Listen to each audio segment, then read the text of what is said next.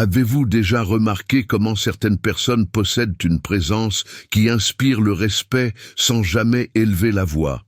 Elles n'ont pas besoin de prouver quoi que ce soit, n'ont pas besoin de se défendre, n'ont pas besoin de réagir. Et pourtant, il y a quelque chose en elles qui désarme, qui intimide, qui transforme n'importe quel environnement juste par leur présence. Si vous avez déjà ressenti cela, si vous avez déjà choisi le silence quand tout en vous criait de réagir, alors vous devez comprendre ce qui se passe réellement. Parce que ce silence que vous avez choisi n'était pas une faiblesse. C'était du pouvoir concentré. C'était l'activation de quelque chose de profond dans votre psyché auquel peu de gens peuvent accéder. Jung a découvert quelque chose sur la nature humaine qui explique pourquoi le silence est l'arme psychologique la plus puissante qui soit. Et les neurosciences modernes, à travers les travaux d'Antonio Damasio, Joseph Ledoux et Stephen Porges, ont confirmé que lorsque vous choisissez de ne pas réagir, vous activez littéralement des circuits cérébraux supérieurs que la plupart des gens ne développent jamais. Ce que je vais révéler ici va transformer complètement votre compréhension du véritable pouvoir. Préparez-vous, car plus rien ne sera comme avant. Commençons par une scène que vous connaissez bien. Quelqu'un vous provoque. Cela peut être une critique injuste, une insinuation malveillante, une tentative délibérée de vous faire sortir de vos gonds. Votre corps entier brûle du besoin de répondre. Chaque cellule de votre corps crie pour une réaction. Vous sentez la chaleur monter dans votre poitrine, la tension dans votre mâchoire, les mots se former au bout de votre langue. Mais alors, quelque chose se passe. Quelque chose de profond en vous fait un choix différent. Vous respirez. Vous observez cette urgence sans y céder, et vous restez silencieux. Non pas un silence vide, mais un silence dense, présent, conscient. Et c'est exactement à ce moment-là que quelque chose d'extraordinaire se produit dans votre cerveau. Parce que ce n'est pas de la passivité qui se produit, c'est l'activation de votre cortex préfrontal, la région la plus évoluée du cerveau humain, prenant le contrôle sur l'amygdale, cette structure primitive qui ne veut qu'attaquer ou fuir. Antonio Damasio a consacré des décennies de recherche à comprendre comment l'émotion et la raison s'intègrent dans le cerveau. Et ce qu'il a découvert est révolutionnaire. Lorsque vous choisissez de ne pas réagir, vous ne réprimez pas l'émotion. Vous l'intégrez à un niveau supérieur de conscience. Joseph Ledoux, neuroscientifique qui a cartographié les circuits de la peur, a démontré qu'il existe deux chemins dans le cerveau pour traiter les menaces. Le chemin rapide va directement à l'amygdale et génère une réaction instantanée. Le chemin lent passe par le cortex et permet un choix conscient. La plupart des gens vivent prisonniers du chemin rapide. Mais vous, lorsque vous choisissez le silence, vous activez le chemin lent. Vous êtes littéralement en train de réorganiser votre neurobiologie. Et Jung l'avait compris bien avant les neurosciences. Il appelait cela l'intégration de l'ombre. Parce que cette impulsion furieuse de réagir, cette colère qui brûle, ce besoin de se défendre, tout cela vient de votre ombre. Et la plupart des gens soit répriment complètement ces impulsions, devenant rigides et déconnectés, soit s'identifient totalement à elles, explosant en réactivité. Mais vous faites quelque chose de complètement différent.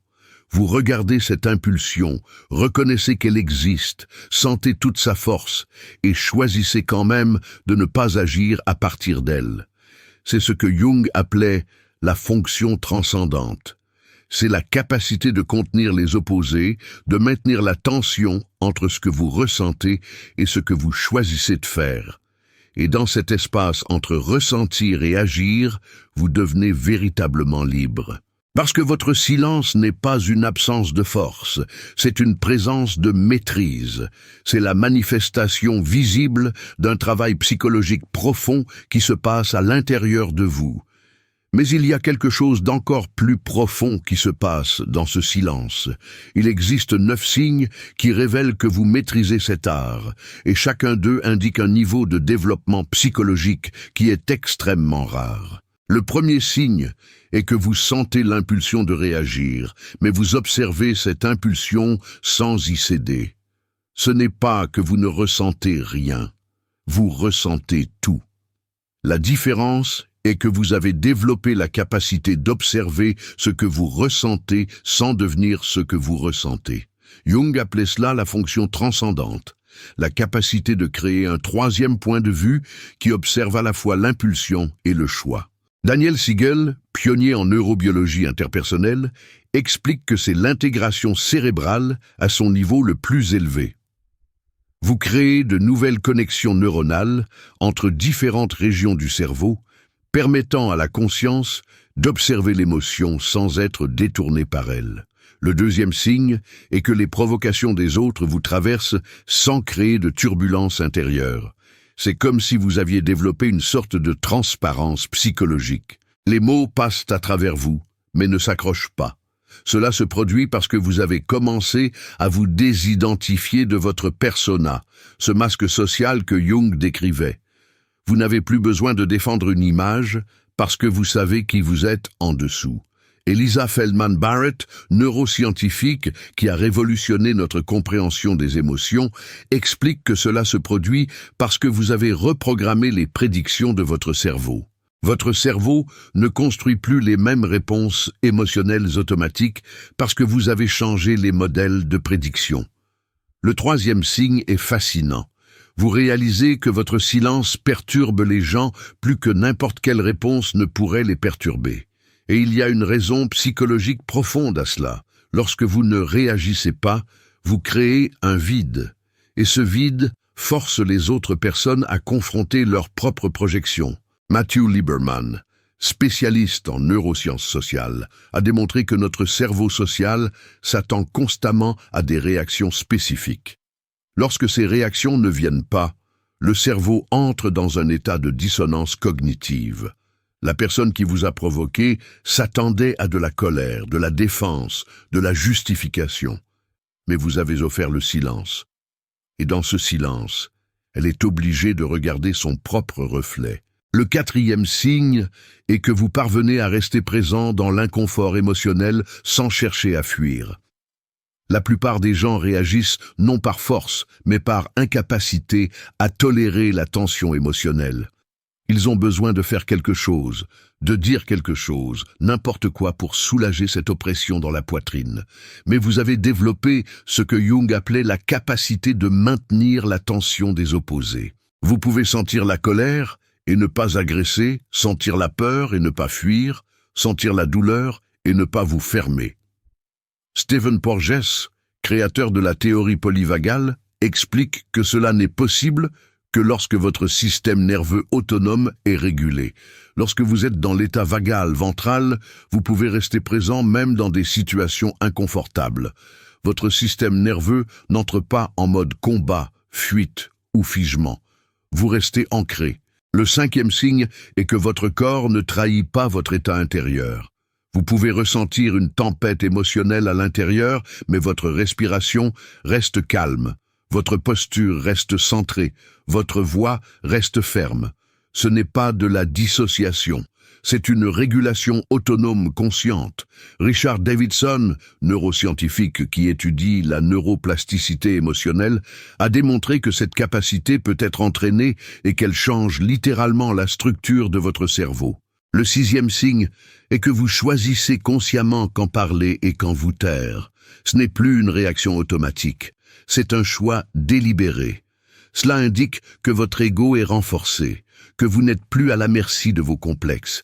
Stanislas Dehaene, qui étudie la conscience et la métacognition, explique que cela représente l'accès à des niveaux supérieurs de conscience où vous ne pensez pas seulement, mais vous pensez à ce que vous pensez. Le septième signe est particulièrement puissant. Les gens se sentent vus en votre présence, même lorsque vous ne dites rien, parce que la présence consciente communique plus que 1000 mots. Matthew Lieberman a montré que l'effet miroir neuronal, ce phénomène où notre cerveau résonne avec le cerveau des autres, fonctionne par la présence, pas par les mots. Lorsque vous êtes vraiment présent, les gens le ressentent au niveau neurobiologique. Le huitième signe est que vous ne ressentez plus le besoin de vous justifier ou de vous défendre, parce que vous avez complété un processus que Jung appelait l'individuation. Vous vous êtes séparé du besoin d'approbation externe. Antonio Damasio expliquerait cela à travers les marqueurs somatiques, ces raccourcis émotionnels que notre cerveau utilise pour prendre des décisions. Vous avez reprogrammé vos marqueurs somatiques. La désapprobation des autres ne déclenche plus cette cascade d'anxiété qui vous obligeait à vous expliquer. Et le 9e signe, peut-être le plus profond de tous, est que votre silence est devenu votre refuge et votre force. Ce n'est plus une absence, c'est une présence si dense que vous pouvez l'habiter. Boris Cyrulnik, qui a consacré sa vie à étudier la résilience, dirait que vous avez transformé votre capacité d'autorégulation en une source de pouvoir psychologique. Ce que les autres appelaient froideur est en réalité une profondeur psychologique rare. Combien de ces signes reconnaissez-vous en vous? Dites-le nous dans les commentaires, car c'est important. Mais maintenant vient la partie qui va tout changer. Jung a découvert quelque chose sur la psyché humaine qui explique pourquoi votre silence a tant de pouvoir sur les autres. Et cela a à voir avec quelque chose appelé complexe et projection. Allons-y doucement, car c'est profond. Lorsque quelqu'un vous provoque et que vous ne réagissez pas, vous créez ce que l'on pourrait appeler un vide psychologique. Et ce vide a une fonction spécifique. La plupart des gens réagissent parce que des complexes ont été activés. Un complexe, dans la théorie jungienne, est comme un sous-programme autonome dans la psyché. C'est un ensemble de souvenirs, d'émotions et de schémas qui s'activent automatiquement lorsque certains déclencheurs apparaissent. Quelqu'un remet en question votre compétence et le complexe d'infériorité se déclenche. Quelqu'un défie votre autorité et le complexe de pouvoir est activé. Quelqu'un vous rejette et le complexe d'abandon prend le contrôle. Et lorsqu'un complexe est actif, la personne n'est plus aux commandes. Le complexe l'est. Joseph Ledoux expliquerait cela à travers les circuits de l'amygdale. Lorsqu'une menace est perçue, l'amygdale prend le contrôle et détourne littéralement le cerveau rationnel. La personne entre en mode automatique d'attaque ou de défense, et voici le pouvoir caché de votre silence. Lorsque vous ne réagissez pas, vous n'offrez pas au complexe de l'autre personne ce qu'il recherche. Si quelqu'un vous attaque en s'attendant à ce que vous vous défendiez, son complexe cherche confirmation. Si vous vous défendez, vous confirmez que l'attaque était valable. Si quelqu'un vous provoque en s'attendant à ce que vous explosiez, le complexe de cette personne cherche la validation que vous êtes réellement instable. Si vous explosez, vous validez sa perception. Mais lorsque vous restez silencieux, vous créez un vide. Et dans ce vide, la projection de l'autre personne ne trouve pas où s'ancrer. C'est comme tirer une flèche sensible. L'énergie revient à celui qui l'a lancée. Lisa Feldman Barrett expliquerait cela par la construction prédictive des émotions. Le cerveau fait constamment des prédictions sur ce qui va se passer. Quand je vous provoque, mon cerveau prédit que vous allez réagir d'une certaine manière. Cette prédiction commence déjà à construire ma prochaine réponse émotionnelle. Mais lorsque vous ne réagissez pas conformément à ma prédiction, mon cerveau entre en erreur prédictive. Et c'est profondément inconfortable. Mon cerveau est obligé de se recalibrer, de remettre en question ses propres prédictions. Et dans ce processus, je suis obligé de me regarder moi-même. Parce que votre silence devient un miroir. Il me renvoie ma propre ombre.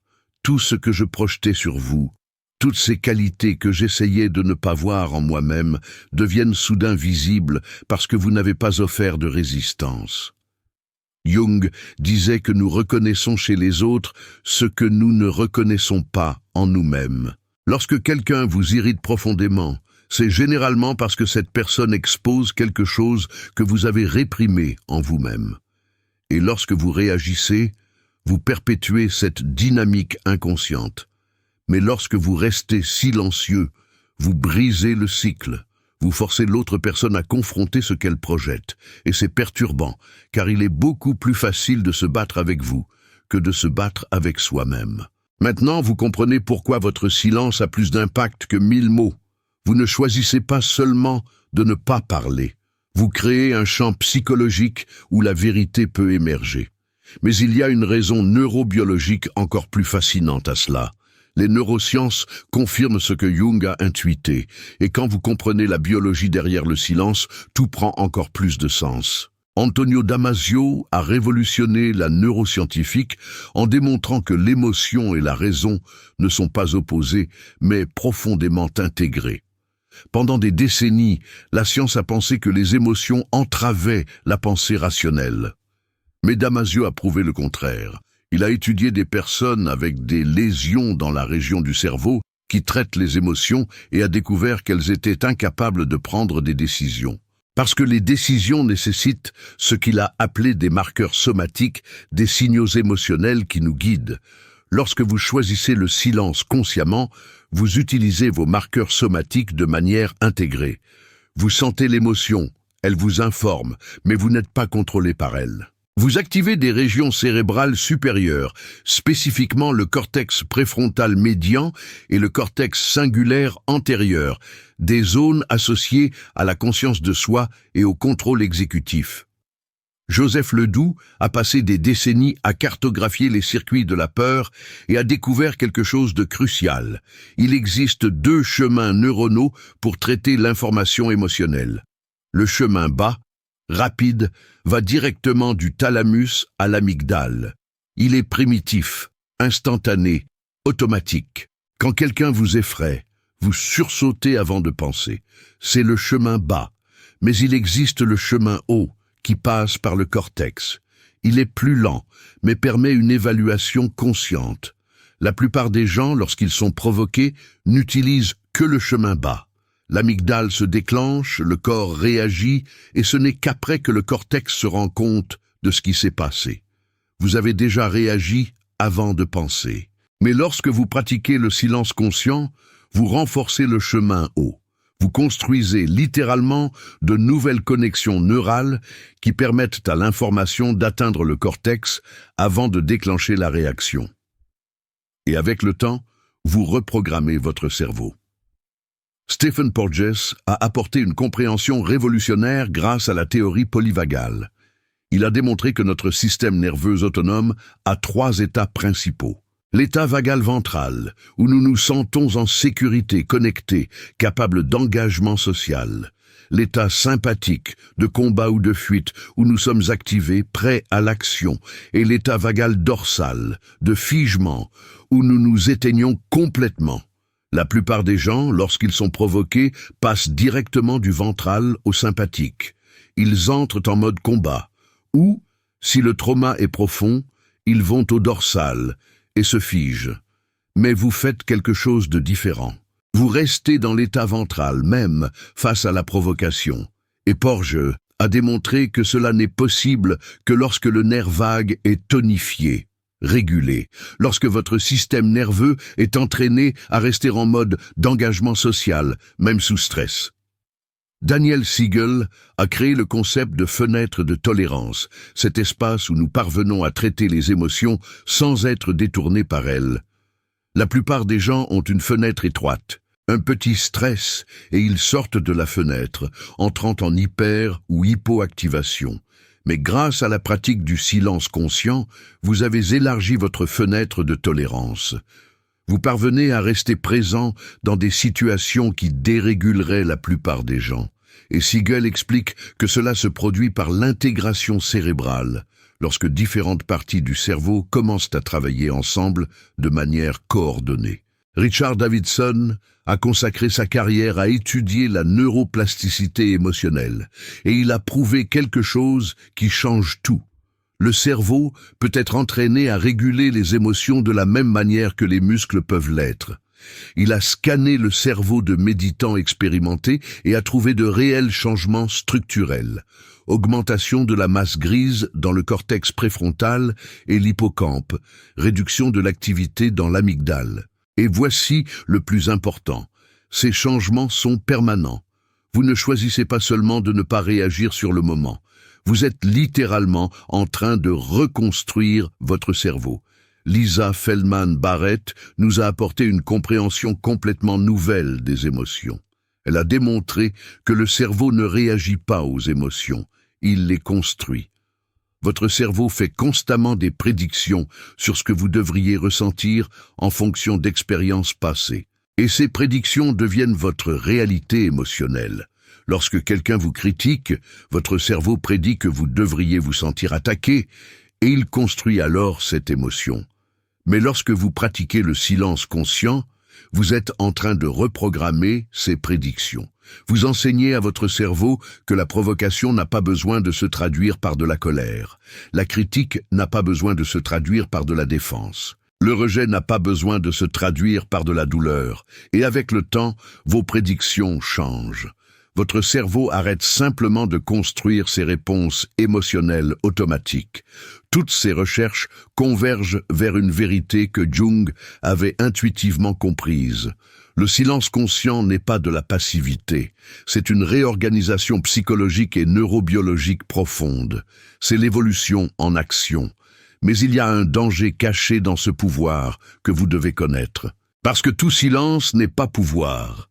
Et voici une distinction cruciale qui peut changer votre vie. Il y a une énorme différence entre le silence conscient et le silence défensif, entre la présence et l'arrêt, shutdown. Et vous devez savoir lequel des deux vous pratiquez. Le silence conscient vient de la présence. Vous êtes complètement présent avec vous-même, avec vos émotions, avec la situation. Vous sentez tout, mais choisissez de ne pas réagir. C'est un choix actif, puissant, intentionnel. Votre corps est régulé, votre respiration est profonde, vous êtes ancré dans le moment présent. Mais le silence défensif vient de la peur. Vous vous taisez parce que vous avez peur du conflit, peur du rejet, peur de votre propre colère. Vous n'êtes pas présent, vous êtes dissocié, votre corps est tendu, votre respiration est retenue, vous voulez être n'importe où, sauf là. Et cette différence n'est pas seulement psychologique, elle est neurobiologique. Stephen Porges explique cela à travers la théorie polyvagale. Le silence conscient se produit dans l'état vagal ventral, où vous êtes socialement engagé, mais calme. Le silence défensif se produit dans l'état vagal dorsal, où vous êtes en arrêt, déconnecté, figé. Jung ferait cette distinction entre l'intégration de l'ombre et la répression. Lorsque vous intégrez l'ombre, vous reconnaissez les impulsions destructrices, vous les sentez, mais choisissez de ne pas agir à partir d'elles. Vous êtes en relation consciente avec elles. Mais lorsque vous réprimez, vous repoussez ces impulsions dans l'inconscient et faites semblant qu'elles n'existent pas. Et la répression a toujours son prix, en anxiété, en dépression, en explosions inattendues. Si vous utilisez le silence pour vous protéger au lieu d'être présent, alors vous devez faire un travail différent. Vous devez d'abord apprendre à tolérer vos propres émotions avant de pouvoir choisir consciemment de ne pas réagir. Daniel Siegel dirait que vous devez d'abord élargir votre fenêtre de tolérance. Vous devez apprendre à rester présent avec l'inconfort émotionnel sans entrer en hyper- ou hypoactivation. Boris Cyrulnik, qui a étudié la résilience chez les survivants de traumatismes extrêmes, fait une distinction importante. La résilience n'est pas la rigidité. Ce n'est pas construire des murs si hauts que rien ne vous atteint. La résilience est la flexibilité. C'est la capacité d'être affecté sans être détruit. Si votre silence est une muraille impénétrable qui ne laisse rien entrer, alors ce n'est pas du pouvoir, c'est une protection rigide. Et la protection rigide finit par se briser. Quelques signes que votre silence est défensif et non puissant. Vous vous sentez déconnecté de votre corps lorsque vous êtes silencieux. Vous évitez les situations où vous pourriez être provoqué. Vous ressentez du soulagement lorsque vous pouvez enfin sortir d'une situation tendue au lieu de sentir que vous avez le contrôle pendant celle-ci. Vous avez des explosions émotionnelles inattendues parce que vous réprimez au lieu d'intégrer. Vous vous sentez seul et isolé dans votre silence, au lieu de vous sentir centré et présent. Si vous avez reconnu certains de ces signes, il n'y a pas de jugement ici, parce que ce silence défensif a probablement été construit comme protection à un moment donné de votre vie. Et c'était une protection nécessaire. Jung dirait que c'était la meilleure solution que votre psyché ait trouvée face à des circonstances impossibles. Mais la question est maintenant, Avez-vous toujours besoin de cette protection? Ou êtes-vous prêt à transformer la protection en pouvoir? Et cette transformation est possible, parce que le vrai pouvoir n'est pas l'absence de réaction, c'est la liberté de choisir. Vous pouvez réagir quand vous voulez, vous pouvez rester silencieux quand vous voulez, mais c'est vous qui choisissez, pas vos complexes, pas votre trauma, pas votre peur. Vous. Votre silence est-il pouvoir ou protection? Écrivez-le dans les commentaires, car cela compte. Et maintenant, je vais vous montrer exactement comment transformer le silence défensif en véritable pouvoir. Cultiver le silence intérieur est une pratique. Ce n'est pas quelque chose que vous atteignez une fois et c'est tout. C'est quelque chose que vous pratiquez tous les jours, dans chaque interaction, à chaque moment de provocation. Et il existe des pratiques spécifiques, basées à la fois sur Jung et sur les neurosciences, qui peuvent vous aider. La première pratique est d'observer l'impulsion sans y céder. La prochaine fois que quelqu'un vous provoque, faites attention à ce qui se passe dans votre corps. Où sentez-vous la colère? Est-ce une oppression dans la poitrine, une chaleur qui monte au visage, une tension dans la mâchoire? Jung appelait cela l'imagination active. Vous ne réprimez pas ce que vous ressentez, mais vous n'agissez pas non plus à partir de cela. Vous observez simplement avec curiosité. Et cette observation consciente est déjà une transformation. Richard Davidson a démontré que lorsque vous nommez une émotion, lorsque vous l'observez consciemment, vous réduisez l'activité de l'amygdale. Le simple fait d'observer commence déjà à réguler. La deuxième pratique est de respirer dans l'inconfort. Stephen Porges a démontré que la respiration est le chemin le plus direct pour réguler le système nerveux autonome. Lorsque vous sentez l'impulsion de réagir, faites 3 respirations profondes en gonflant votre abdomen. Cela active le nerf vague et vous ramène à l'état ventral, où vous pouvez choisir consciemment. Il ne s'agit pas de supprimer l'émotion. Il s'agit de créer de l'espace pour choisir quoi faire avec elle. La troisième pratique est de questionner la source de l'impulsion. Lorsque vous sentez cette urgence de répondre, demandez-vous: quel complexe est activé maintenant? Est-ce mon complexe d'infériorité qui a besoin de prouver quelque chose? Est-ce mon complexe d'abandon qui a peur du rejet? Est-ce mon complexe de pouvoir qui ne tolère pas d'être défié? Le simple fait de poser cette question crée déjà une distance psychologique. Vous n'êtes pas vos complexes, vous êtes celui qui observe vos complexes. La quatrième pratique est de créer de l'espace entre le stimulus et la réponse. Viktor Frankl, survivant de l'Holocauste, a dit quelque chose de profond. Entre le stimulus et la réponse, il y a un espace. Et dans cet espace se trouve notre liberté et notre pouvoir. Stanislas Dehaene, qui étudie la conscience, expliquerait que cet espace est accessible par le contrôle exécutif, cette fonction cérébrale qui nous permet de faire une pause avant d'agir. Pratiquez la création de cet espace. Il n'a pas besoin d'être long. 3 secondes suffisent. 3 secondes où vous respirez, observez et ensuite choisissez. La cinquième pratique est d'utiliser le silence comme un miroir. Lorsque vous ne réagissez pas, observez ce qui se passe avec l'autre personne. Voyez comment votre non-réaction révèle quelque chose sur son état intérieur. Voyez comment elle devient inconfortable, comment elle intensifie peut-être la provocation en essayant de vous faire sortir de votre centre, ou comment elle finit par se calmer parce que votre silence n'a pas offert de carburant. Matthew Lieberman montrerait que cela fonctionne par l'effet miroir neuronal. Votre état intérieur affecte l'état intérieur des autres. Lorsque vous êtes calme, les gens autour de vous ont tendance à se calmer. Lorsque vous êtes présent, vous induisez la présence. Votre silence devient une force transformatrice non seulement pour vous, mais pour tous ceux qui vous entourent. La sixième pratique est de distinguer entre le silence présent et le silence défensif sur le moment. Faites un scan corporel rapide. Votre respiration circule-t-elle ou est-elle retenue? Vos muscles sont-ils détendus ou sont-ils tendus? Vous sentez-vous présent ou dissocié? Si vous réalisez que vous êtes en arrêt, ce n'est pas un problème. Respirez profondément, sentez vos pieds sur le sol, Connectez-vous à votre corps. Daniel Siegel dirait que c'est de l'intégration en temps réel. Chacune de ces pratiques est quelque chose que vous pouvez mettre en œuvre aujourd'hui. Dans la prochaine conversation difficile, le prochain conflit, la prochaine provocation, vous n'avez pas besoin d'être parfait. Vous avez juste besoin de pratiquer. Et chaque fois que vous pratiquez, vous êtes littéralement en train de reconstruire votre cerveau. Richard Davidson l'a prouvé. Chaque choix conscient renforce les circuits neuronaux de régulation émotionnelle.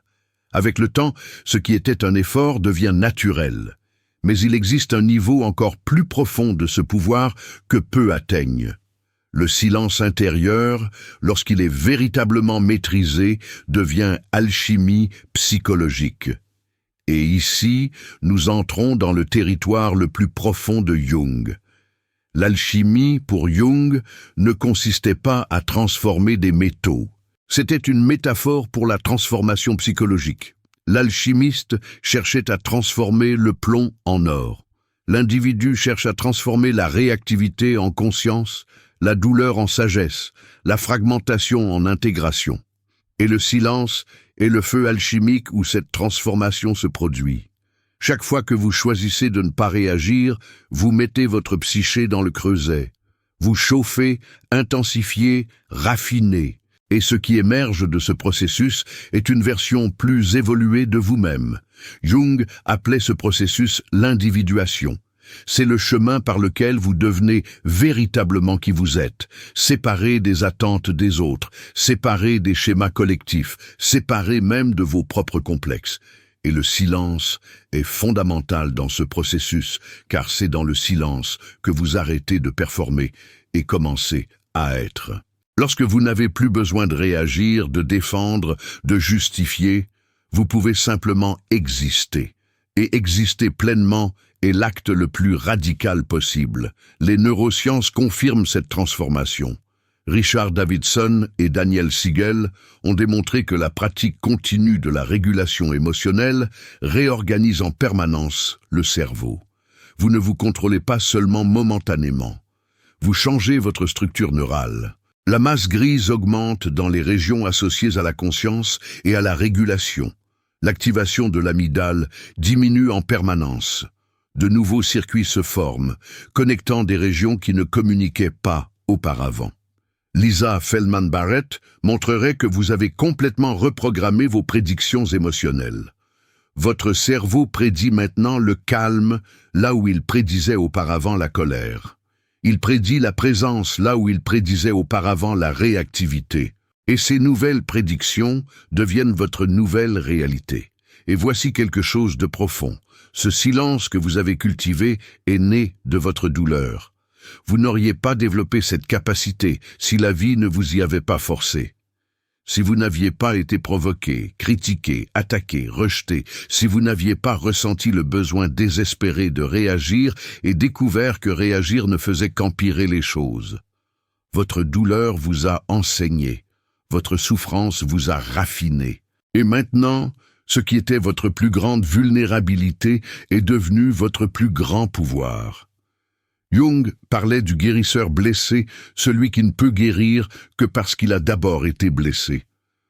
Votre silence n'est pas de la froideur émotionnelle. C'est de la sagesse construite à travers la douleur transformée. Vous connaissez intimement le coût de la réactivité parce que vous avez payé ce coût, et c'est pourquoi vous choisissez différemment. Boris Cyrulnik, qui a survécu à l'Holocauste enfant et est devenu psychiatre spécialisé en résilience, parle de quelque chose appelé tuteur de résilience. C'est cette personne dont la présence nous aide à nous reconstruire après un trauma. Et vous êtes devenu votre propre tuteur de résilience. Par votre silence, vous vous offrez ce dont vous aviez besoin. Acceptation, présence, espace pour être. Et le plus beau, c'est que ce silence crée maintenant de l'espace pour que les autres grandissent aussi. Lorsque vous ne réagissez pas, vous ne perpétuez pas les cycles de douleur. Lorsque vous restez présent, vous offrez un modèle différent d'être. Matthew Lieberman expliquerait cela à travers les neurosciences sociales. Nos cerveaux se reflètent constamment. Lorsque vous êtes calme, Les gens autour de vous ont tendance à se calmer. Lorsque vous êtes présent, vous induisez la présence. Votre silence devient une force transformatrice, non seulement pour vous, mais pour tous ceux qui vous entourent. Vous êtes devenu ce que Jung appellerait un individué. Non parfait, non sans douleur, non sans lutte, mais authentique, entier, libre de choisir. Et cette liberté que vous avez conquise par le silence est plus précieuse que n'importe quelle victoire dans n'importe quelle discussion ne pourrait l'être, parce que vous vous êtes gagné vous-même. Ce que vous pensiez être votre plus grand défaut, votre incapacité à réagir rapidement, votre tendance au silence, votre difficulté avec la confrontation, tout cela est devenu votre plus grand don. Vous n'êtes pas quelqu'un qui se tait par peur. Vous êtes quelqu'un qui choisit le silence comme un acte de pouvoir conscient. Vous n'êtes pas quelqu'un qui évite le conflit par faiblesse. Vous êtes quelqu'un qui transcende le conflit par la présence. Et c'est extrêmement rare. La plupart des gens vivront toute leur vie prisonniers de leurs complexes, réagissant automatiquement, perpétuant les mêmes schémas sans jamais atteindre cette liberté que vous cultivez. Alors, intégrons tout. Vous avez compris que le silence intérieur n'est pas une absence. C'est une présence si dense qu'elle n'a pas besoin de mots. Vous avez compris la neurobiologie derrière cela, comment Antonio Damasio a prouvé que l'émotion et la raison s'intègrent, comment Joseph Ledoux a cartographié les circuits que vous êtes en train de reprogrammer, comment Stephen Porges a révélé que votre système nerveux peut apprendre à rester régulé sous stress, comment Daniel Siegel a démontré que vous intégrez littéralement votre cerveau, comment Richard Davidson a prouvé que chaque choix conscient reconstruit votre structure neurale, comment Lisa Feldman Barrett a expliqué que vous avez reprogrammé vos prédictions émotionnelles, comment Matthew Lieberman a montré que votre silence affecte neurologiquement les autres. Et vous avez compris Jung profondément. Vous avez compris que vos complexes n'ont pas besoin de vous contrôler, que votre ombre peut être intégrée au lieu d'être réprimée, que les projections peuvent être conscientisées, que l'individuation est possible. Ce silence intérieur que vous avez cultivé est plus rare et plus puissant que vous ne l'imaginez. Parce que la plupart des gens n'arrêteront jamais de réagir assez longtemps pour découvrir qui ils sont vraiment sous toutes les réactions. Ils vivront à la surface, poussés et tirés par chaque provocation, chaque critique, chaque défi. Mais vous faites quelque chose de différent. Vous descendez. Vous trouvez cet endroit profond en vous qui ne peut être perturbé car il est fondé non sur des circonstances extérieures, mais sur une présence intérieure. Jung dirait que vous êtes sur le chemin de l'individuation. Et c'est un chemin solitaire, car peu le suivent. Mais c'est le seul chemin qui mène à la véritable liberté. Les neurosciences diraient que vous êtes engagé dans la neuroplasticité autodirigée. Vous sculptez votre propre cerveau par des choix conscients répétés. Et chaque fois que vous choisissez le silence conscient au lieu de la réactivité automatique, vous renforcez les circuits de la liberté et affaiblissez les circuits de la prison. C'est l'évolution, non pas au sens darwinien de génération, mais au sens d'une vie, d'un choix, d'un moment. Et chaque fois que vous choisissez le silence conscient, vous ne vous changez pas seulement vous-même. Vous offrez un modèle différent à tous ceux qui vous entourent. Vous montrez qu'il existe une autre façon d'être, une façon qui ne réagit pas mais répond, une façon qui n'attaque pas mais reste, une façon qui n'a pas besoin de gagner chaque bataille parce qu'elle a déjà gagné la guerre intérieure. Et c'est contagieux, parce que les gens le sentent. Ils ne comprennent peut-être pas cognitivement ce que vous faites, mais neurologiquement, à travers l'effet miroir neuronal que Matthew Lieberman a décrit, ils sentent votre calme, ils sentent votre présence. Et quelque chose en eux aussi se calme. Alors chaque fois que vous choisissez le silence conscient, vous ne vous guérissez pas seulement. Vous guérissez un peu du monde qui vous entoure, parce que vous brisez des cycles, vous interrompez des schémas, vous offrez quelque chose de différent, et il n'y a rien de plus puissant que cela. Partagez cette vidéo avec quelqu'un qui a besoin de comprendre que son silence n'est pas une faiblesse, c'est une évolution. Que sa présence n'est pas de la passivité, c'est du pouvoir. que la difficulté qu'il a à réagir rapidement n'est pas un défaut, c'est une sagesse développée à travers la douleur. Quel est le signe qui vous a le plus profondément touché? Écrivez-le dans les commentaires, car votre voyage compte. Et rappelez-vous ceci, le vrai pouvoir ne crie jamais. Il observe, comprend et choisit. Et dans ce choix réside toute la liberté. Vous n'apprenez pas à vous taire. Vous apprenez à être libre. Et c'est le voyage le plus important qui soit.